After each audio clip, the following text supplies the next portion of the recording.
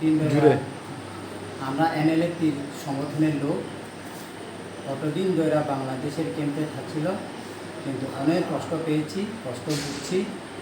আর আমাদের ক্যাম্পেও খাওয়া দাওয়ার জন্য অনেক অসুবিধা আছে। আর ওরা সার তারাগুলাও কোনো মিল নাই। আর আমরা বাংলাদেশের এই ক্যাম্পে যতদিন থাকছি ততটুকুই আমরা দুঃখ করছি। এখন আমরা এই সহ্যতা মানতে পারছি না দেখে পুলিশ স্টেশনে আমরা স্যালেন্ডার করতে বাধ্য হয়েছি। এবং বাংলাদেশের আর্মি তার সঙ্গেও অনেক থাকতে কষ্ট, এই জন্য আমরা স্যালেন্ডার করতে বাধ্য হয়ে এসেছি। এখন আমরা স্বাভাবিক জীবনে ভালোভাবে থাকার জন্য ইচ্ছুক করে আমরা স্যালেন্ডার 5 জন করেছি।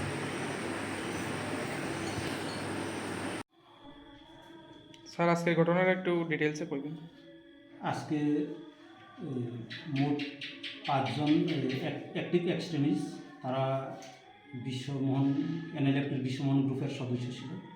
আজকে তারা সন্ধ্যার সময় সামনে পিএসে এসে সারেন্ডার করে। এই 5 জন হলো কান্তমোহন ত্রিপুরা, জ্ঞাতাজয় ত্রিপুরা, মনসুবর ত্রিপুরা, নক্ষত্র দেববর্মা, ইমাম দেববর্মা। এই 5 জন আজকে সারেন্ডার করে। আজকে তারা যখন সারেন্ডার করেছিল তাদের হাতে কোনো অস্ত্র ছিল না। আমরা পরে ইন্টারোগেশন করব, তারপরে আরও তথ্যগুলি জানা যাবে। ওকে।